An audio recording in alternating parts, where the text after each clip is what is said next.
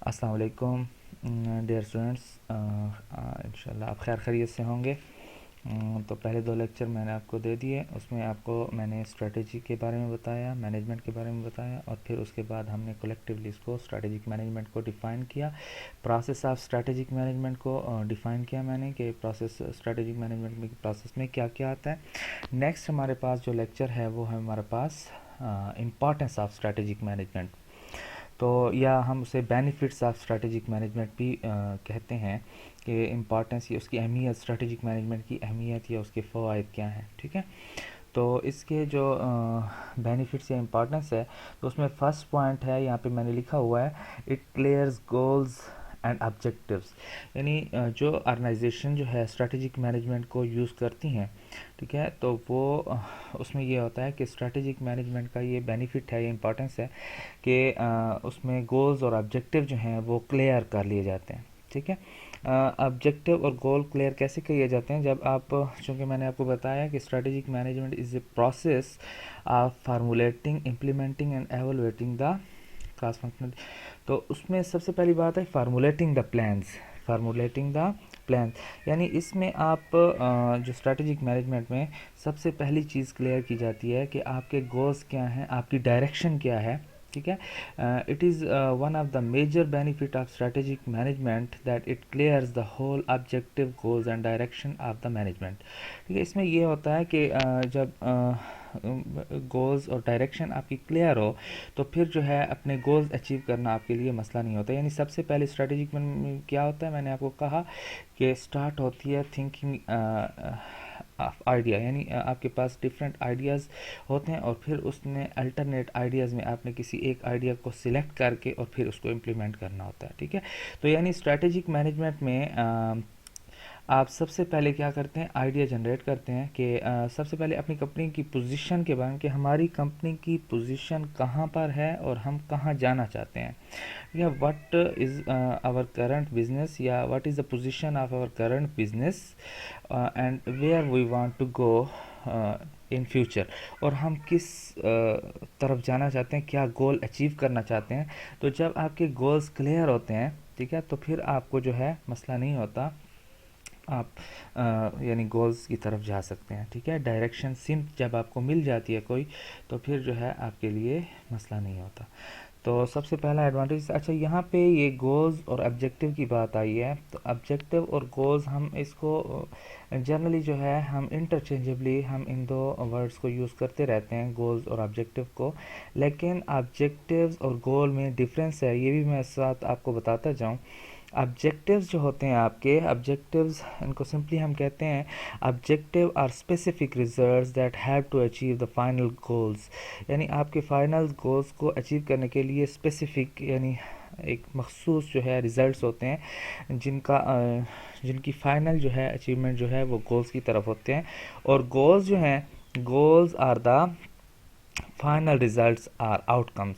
ठीक है, गोल्स जो होते हैं वो आपके फाइनल आउटकम या रिजल्ट्स जो होते हैं वो आपके जो होते हैं वो गोल्स होते हैं। ठीक है, यानी छोटे छोटे माइलस्टोन जो है वो आप अचीव करके गोल्स की तरफ जाते हैं। इसकी मैं एग्जांपल आपको देता हूँ, जैसे आप अब बीबीए की डिग्री में हो, ठीक है, बीबीए में एडमिशन लेते हो, तो आपका जो ऑब्जेक्टिव होता है वो ये होता है कि मैंने जो है फर्स्ट सेमेस्टर को 70% से 80% से या 90% मार्क्स लेकर इसको मैंने पास करना है। ठीक है, उसके बाद फिर आप नेक्स्ट सेमेस्टर में आते हो। ठीक है, ये आपका एक ऑब्जेक्टिव है। फिर इस तरह दूसरे सेमेस्टर में, यानी जिसमें एक टाइम फ्रेम भी मेंशन हो जाता है कि 4 महीने या 6 महीने के अंदर जो है मैंने एक सेमेस्टर क्लियर कर लेना है, और उसको मैंने 70 या 80% मार्क्स से करना है। ठीक है, तो ये आपका ऑब्जेक्टिव हो गया। तो इस तरह आप second semester, third semester, fourth semester और एट सेमेस्टर, यानी 8 सेमेस्टर के बाद जब आप डिग्री ले लेते हो, बीबीए की डिग्री ले रहे होते हो, तो ये बीबीए की डिग्री लेना जो है, यानी कैरियर जिससे आपका बनता है, वो आपका गोल हो जाता है। ठीक है, इसके अलावा इसको दूसरा ये भी कहते हैं कि गोल्स जो हैं ये ऑब्जेक्टिव आपके मेजरेबल होते हैं। ठीक है, गोल्स जो होते हैं मे नॉट बी मेजरेबल, यानी आपके जो ऑब्जेक्टिव्स हैं मेजरेबल होते हैं, और आपके गोल्स जो हैं ये नॉट मेजरेबल होते हैं। अच्छा, इसकी मैं एग्जांपल आपको देता हूँ मेजरेबल और नॉन मेजरेबल की। For example, it is the goal of PTI government, हमारे पीटीआई गवर्नमेंट का एक गोल है ब्यूटिफिकेशन ऑफ टीआई खान। ठीक है, कि हम टीआई खान को जो है वो खूबसूरत बनाना चाहते हैं। The goal of PTI government is beautification of TI Khan. ठीक है, तो ये मेजरेबल नहीं है। क्यों नहीं है मेजरेबल? यानी ब्यूटिफिकेशन में क्या क्या चीज़ें आ सकती हैं, आप इसको मेजर नहीं कर सकते। यानी ब्यूटिफिकेशन में 4 चीज़ें आती हैं, 5 चीज़ें आती हैं, 10 चीज़ें आती हैं, कितनी चीज़ें आती हैं? यानी आप ग्रीन बेल्ट्स बना लेते हैं, ठीक है, आप स्ट्रीट लाइट्स लगवा लेते हैं, ठीक है, आप सोलर सिस्टम लगवा देते हैं, ठीक है, इससे पार्क्स बना लेते हैं। अब कितनी चीज़ें जो है उसमें आती हैं, तो ये मेजरेबल नहीं है। यानी गोल्स जो हैं वो मेजरेबल नहीं है। गोल्स इसमें कह दिया जाता है कि ब्यूटिफिकेशन हमने खूबसूरत बनाना है, तो 3 चीज़ें लगा के आप कहें कि हमने खूबसूरत बना दी है, 7 चीज़ें लगा के आप कहें कि हमने खूबसूरत बना दी है। ऑब्जेक्टिव्स जो हैं वो मेजरेबल होते हैं। ठीक है, फॉर एग्जांपल जैसे मैंने कहा कि पीटीआई कहती है कि हम पार्क्स बनवाएंगे, ठीक है, ये खान में हम पार्क्स बनवाएंगे, तो ये मेजरेबल हैं, पार्क्स बन गए हैं तो आपका ऑब्जेक्टिव अचीव हो गया। ठीक है, फॉर एग्जांपल हमने ग्रीन बेल्ट्स बनवानी है, ठीक है, तो ये एक अलग से स्पेसिफिक जो है आपकी रिजल्ट्स हैं, ठीक है, टू अचीव द गोल्स। तो यानी ये आपके स्पेसिफिक जो रिजल्ट्स होते हैं ये ऑब्जेक्टिव होते हैं, और जब वो फाइनल आउटकम्स या रिजल्ट्स की तरफ जाते हैं तो वो आपके गोल्स बन जाते हैं। ठीक है, इसके अलावा हम कहते हैं गोल्स में हम कहते हैं goals have longer time frame. इसका यानी long period, longer time frame होता है, और ऑब्जेक्टिव जो हैं ये शॉर्ट टाइम फ्रेम, जैसे मैंने आपको बताया कि इसमें छोटे छोटे हमारे जो काम होते हैं उनको हम ऑब्जेक्टिव में माइलस्टोन्स जिसको कहते हैं। ठीक है, तो ये सबसे पहला इंपॉर्टेंस इसका क्या है कि it clears the goals and objective of any organization. यानी जिस ऑर्गेनाइजेशन में भी ये हो रहे होते हैं तो उसके जो है गोल्स और ऑब्जेक्टिव जो है स्ट्रेटेजिक मैनेजमेंट जो है पहले से डिफाइन कर देती हैं, डायरेक्शंस पहले से बता देती है, जिसकी वजह से हम अपने गोल्स तक रसाई कर सकते हैं। ठीक है, सेकंड हमारे पास इसका है encourage management and employees. Encourage management and employees, ठीक है, तो मैनेजमेंट और एम्प्लॉयज़ को भी यानी इनकरेज करती है हमारी strategic management. It helps to encourage and motivate the management and employees to do their work efficiently and effectively to achieve the desired goals. ठीक है, यानी हम अपने एम्प्लॉयज़ को जो है जब एक सिम्त यानी एक गोल्स, डायरेक्शन और उनको जब ऑब्जेक्टिव का पता चल जाता है तो ज़ाहिरी बात है जो हमारे एम्प्लॉयज़ हैं और मैनेजमेंट है उनको एक एनकरेजमेंट मिल जाती है, मोटिवेशन मिल जाती है, उनकी हौसला अफजाई हो जाती है, या वो मोटिवेट हो जाते हैं कि हमने क्या करना है। तो वो अपने रिसोर्सेज के अंदर, लिमिटेड रिसोर्सेज के अंदर रहते हुए, कि उनके पास जितने रिसोर्सेज हैं यानी उनके पास जो 5 M's हैं ऑफ मैनेजमेंट, क्या क्या हैं उनके पास जो भी हैं, तो उनको उनके अंदर रहते हुए वो अपने जो है ऑब्जेक्टिव्स की तरफ जो है या गोल्स की तरफ वो मूव कर सकते हैं, उनको इफ़ेक्टिवली और एफिशिएंटली जो है यूटिलाइज़ कर सकते हैं। ठीक है, तो इससे एनकरेजमेंट मिलती है। अच्छा, effective and efficient, effective and efficient ये वर्ड यूज़ हुआ है पहले भी हमारी मैनेजमेंट की डेफिनेशन में। तो इफ़ेक्टिव क्या होता है? इफ़ेक्टिव और एफिशिएंट, इफ़ेक्टिव और एफिशिएंट, इफ़ेक्टिव हम कहते हैं कि वो काम इफ़ेक्टिव होता है जो हम कहते हैं डूइंग द राइट थिंग्स। क्या कहते हैं उसको? डूइंग द राइट थिंग्स, यानी आपको जो काम असाइन किया गया है, ठीक है, with in the limited, with in the given time, ठीक है, यानी फॉर एग्जांपल एक काम दिया गया आपको कि आपने 10 दिनों में ये काम करना है और इसको 5 लाख में जो है आपने ये प्रोजेक्ट कंप्लीट करके देना है। तो इफ़ेक्टिव वर्क वो होगा जो आप 10 दिन में उसको और 5 लाख के अंदर जो है वो काम करके दे देते हैं, तो वो इफ़ेक्टिव हो गया। ठीक है, एफिशिएंट क्या होता है? एफिशिएंट होता है मौसर। ठीक है, उर्दू में इसको कहते हैं मौसर। तो यानी एफिशिएंट वर्क वो होता है डूइंग द थिंग्स राइट। ठीक है, डूइंग द थिंग्स राइट, वो क्या है? Doing the right thing. आपको एक काम बताया गया, आपने सीधा सीधा वो काम कर दिए। अब डूइंग द थिंग्स राइट क्या होता है? यानी आपने उस चीज़ को मज़ीद बेहतर बना दिया। डूइंग द थिंग्स राइट यानी एक काम दिया गया आपको 10 दिन में आपने करना है, उसका टाइम फ्रेम दिया गया और उसमें साथ आपको दिया गया कि बजट आपको 5 लाख में, आप उसको 3 लाख के अंदर कर लेते हो और 5 दिन में कर लेते हो, तो ये एफिशिएंट वर्क होता है। ठीक है। तो जब हमारे एम्प्लॉयज़ जो है मोटिवेट होते हैं अपने काम की तरफ, ठीक है, तो वो जो है एफिशिएंट और इफ़ेक्टिव तरीके से काम कर सकते हैं और अपने डिज़ायर्ड गोल्स की तरफ जो है वो ईज़िली जा सकते हैं, ठीक है। नेक्स्ट हमारे पास है जो इसका इम्पोर्टेंस है या बेनिफिट है, focus on future opportunities and threats. Focus on future opportunities and threats. Strategic management has also an important benefit that it focus on the future opportunities and threats. It means how we will avail the maximum opportunities and how minimize the threats. अच्छा, मैंने आपको कहा कि ये हमारे जो opportunities और threats हैं ये क्या होते हैं। मैंने आपको कहा ये हमारे uncontrollable factors of the organization होते हैं, ठीक है।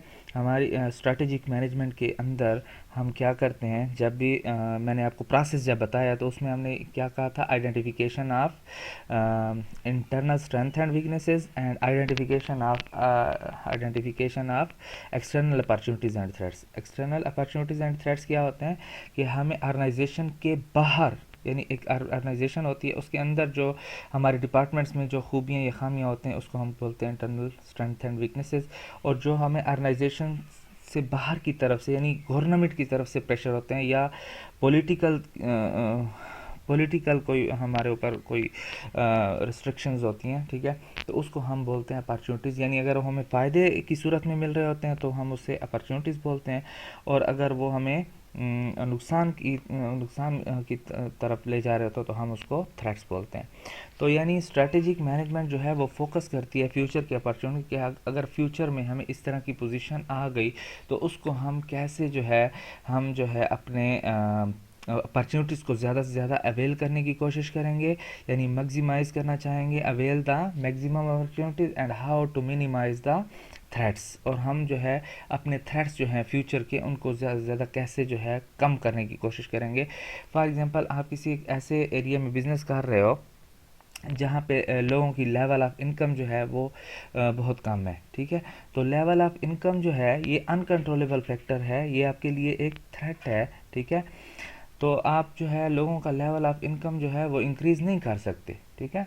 तो इसके लिए हम उसको बोलते हैं अनकंट्रोलेबल फैक्टर। लेकिन आप यूँ कर सकते हैं कि आप जो चीज़ें प्रोड्यूस कर रहे हैं, ठीक है, तो वो आप जो है कोशिश करें कि कम रेट वाली जो है प्रोड्यूस करें ताकि लो लेवल ऑफ इनकम वाले लोग जो हैं वो आपकी चीज़ें जो है अवेल कर सकें, ठीक है। तो आप इस तरीके से अपने जो है इनको यानी अपॉर्चुनिटीज़ को अवेल कर सकते हैं, मैक्सिमम अवेल कर सकते हैं, और जो है थ्रेट्स को मिनिमाइज़ कर सकते हैं, ठीक है।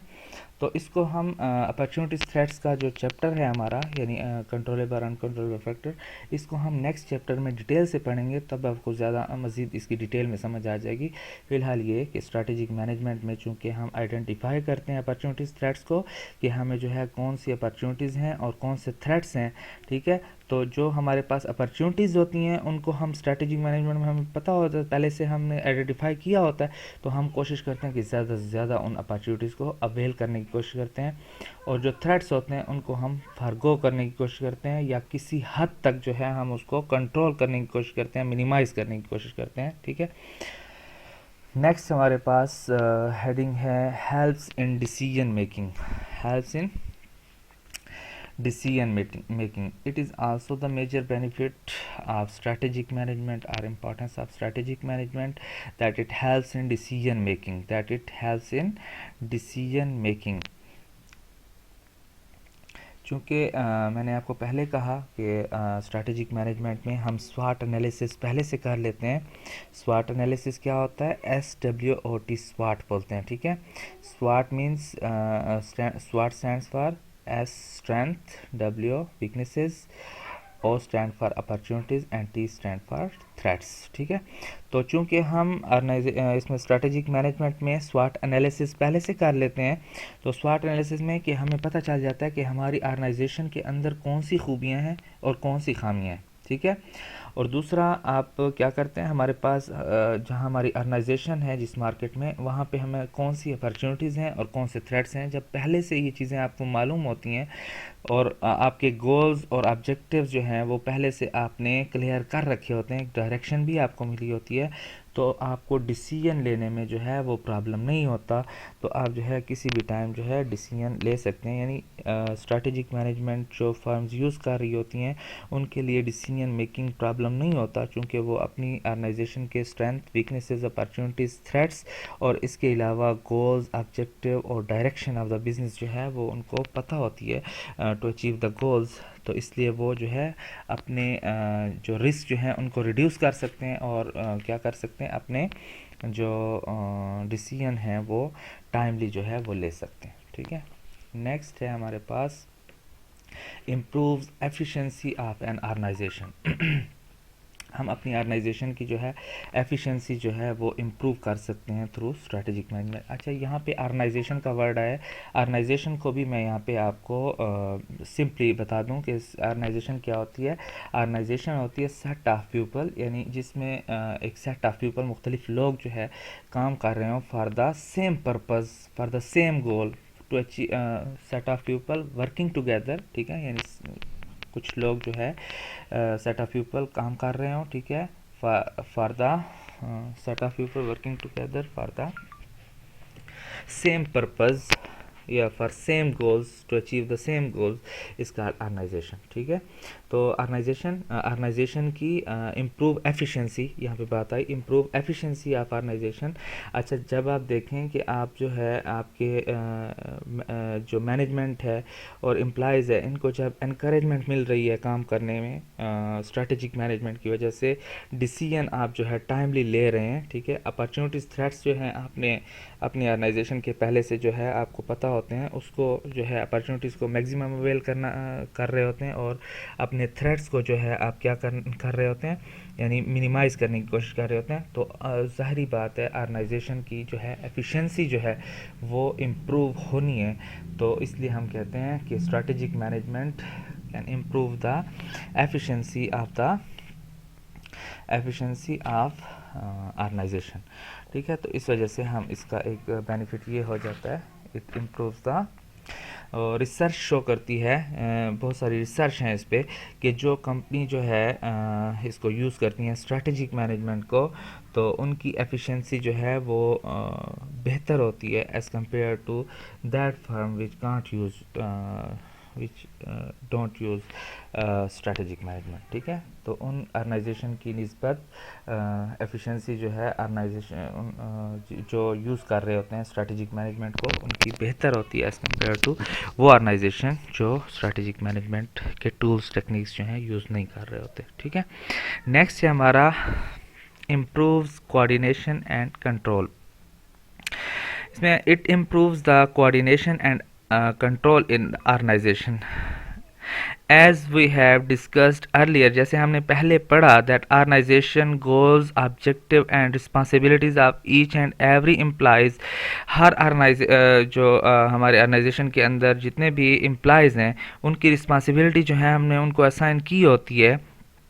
तो क्या होता है, top level management are well known to them. ठीक है, so that coordinately work and control the organization task to achieve the desired objective. तो ज़ाहिरी बात है वो कोऑर्डिनेशन से, ठीक है, जब उनकी रिस्पॉन्सिबिलिटी उनको असाइन, यानी right man for the right job उनकी असाइन की गई होती हैं, तो वो कोऑर्डिनेटली यानी एक दूसरे से बाहमी ताउन करके और कंट्रोल करके अपने जो है टास्क और अपने ऑब्जेक्टिव्स की तरफ आसानी से, एफिशिएंटली और इफ़ेक्टिवली जो है अपने गोल्स को अचीव कर सकते हैं। ठीक है, नेक्स्ट हमारे पास स्लाइड है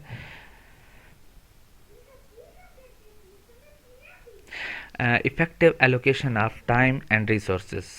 ठीक है, स्ट्रैटेजिक मैनेजमेंट का एक ये भी बेनिफिट है कि इसमें क्या होता है, effective allocation of time and resources. ठीक है, यानी टाइम और रिसोर्सेज जो है इसकी इफ़ेक्टिव एलोकेशन जो है, जैसे मैंने आपको कहा कि हर एक प्रोजेक्ट के लिए, हर एक काम के लिए जो है उसके लिए एक टाइम भी मुख्तस किया जाता है इसमें, और दूसरा इसमें क्या होता है कि आपका एलोकेशन ऑफ रिसोर्सेज, यानी आपके जो वसाइल हैं उनको इसमें इफ़ेक्टिवली जो है अब रिसोर्सेज को एलोकेट किया जाता है कि हमारे ये रिसोर्सेज हैं, तो उनको हमने कैसे एलोकेट करना है, कहाँ पे हमने इसको यूज़ करना है, और उस तरीके से जो है उसको हम आगे लेके जाते हैं, ठीक है। तो it effective allocation of time and resources is also the benefit of strategic management. अच्छा, उसके बाद हमारे पास फाइनेंशियल बेनिफिट्स आ जाते हैं, जैसे कि इंक्रीज इन सेल। तो इंक्रीज़ इन सेल्स ज़ाहिर बात है, जो ऑर्गेनाइजेशन एक प्रोसेस के थ्रू जाते हैं, स्ट्रेटेजिक मैनेजमेंट के प्रोसेस के थ्रू जाते हैं, यानी वो स्ट्रेटजी फार्मूलेट करते हैं और फिर उसके बाद जो है उनको इम्प्लीमेंट करते हैं। इम्प्लीमेंट करने के बाद फिर उसको कंट्रोल करते हैं, एवलुएट करते हैं, ठीक है, जायज़ा लेते हैं, और जहाँ पे कोई टेक करेक्टिव एक्शन होता है वो भी साथ साथ लेते हैं। तो ज़ाहिरी बात है उनकी सेल जो है वो इंक्रीज़ होती है, इम्प्रूव होती है, उनकी सेल जो है वो ज़्यादा होती है as compare to those organization which have not using the strategic management. जैसे मैंने आपको कहा स्वाट एनालिसिस की बात की स्ट्रेटेजिक मैनेजमेंट में, कि जो ऑर्गेनाइजेशन स्वाट एनालिसिस यानी पहले से जो है एनालिसिस करते हैं कि हमारे पास क्या स्ट्रेंथ वीकनेसेस हैं और हमारे पास क्या अपॉर्चुनिटीज थ्रेट्स हैं, उनका एनालिसिस करने के बाद जब बिज़नेस स्टार्ट करते हैं, यानी आप किसी एक ऐसे एरिया में बिज़नेस स्टार्ट करने जा रहे हैं जहाँ पे आपने पहले स्वाट एनालिसिस नहीं किया, यानी आप ऐसे बिज़नेस में ऐसे एरिया में बिज़नेस करने जा रहे हैं जिस एरिया में फॉर एग्जांपल